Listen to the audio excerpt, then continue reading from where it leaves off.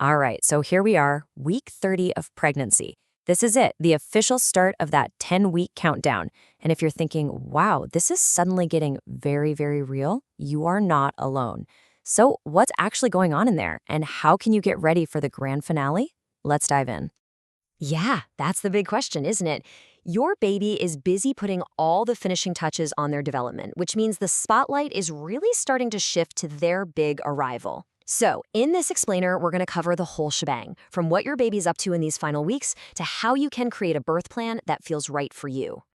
I mean, just think about this. At 30 weeks, your baby is already a tiny person who's listening, feeling, getting ready to meet the world.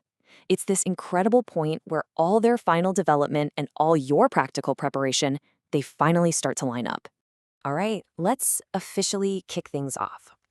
So what's really happening right now for your baby and for you? Let's break it down and we'll start with, the star of this show.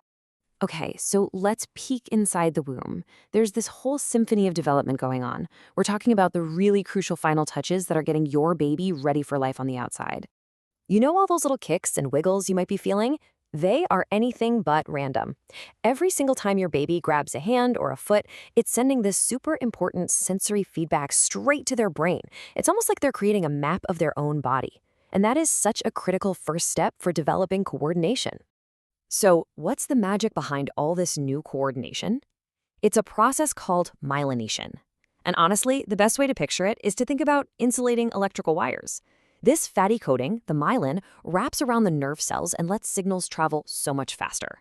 That's why your baby's movements are starting to look less like random flutters and more like they have a purpose. And get this process doesn't just stop at birth. It keeps going. Meanwhile, your baby's brain is just becoming unbelievably complex. You've got electrical activity literally buzzing in the gray matter. That's the stuff from memory and consciousness. Their little eyes can open and actually perceive light filtering through. And they can totally hear you. Sure, it's probably muffled, kind of like you're hearing things from underwater, but they are listening, and they're even reacting to loud noises and voices. Okay, but let's be real. None of that incredible development would even be possible if it weren't for the mother's body doing an absolutely monumental job. So now, let's shift the focus to the amazing support system, which is you. Get ready for this number, 25%. By this point, your blood volume has gone up by about 25%. We're talking almost 1.5 gallons of extra blood, all working overtime to get oxygen and nutrients where they need to go. That is a massive increase, and it puts your entire system into high gear. So, with all of that going on inside, is it any wonder you might be, feeling it? I mean, ever feel like you just ran a marathon after walking up a single flight of stairs? Yeah, there's a reason for that. If that sounds familiar, you are definitely not alone. Your lungs are working way harder to get more oxygen, and your expanding uterus is literally pushing up against them, squishing your lung capacity. All that extra fluid and blood we talked about, it puts your body under a ton of strain, which is why you might feel tired or a bit puffy in your face or ankles. It's all completely normal. It's all part of the job. Okay, so baby's getting ready, your body's getting ready. So let's talk about the main event, the birth. Thinking about it and planning for it now can make a huge difference in helping you feel more confident and empowered when that day finally arrives. One of the first big decisions you'll make is where you want to give birth. And look, there is no single right answer here. It's all about what's best for you and your pregnancy. A hospital gives you that safety net of full medical support, which is absolutely crucial if there are any complications. But if your pregnancy is straightforward, a home birth or a birthing center can offer a much more familiar, less medical vibe that a lot of people find really comforting.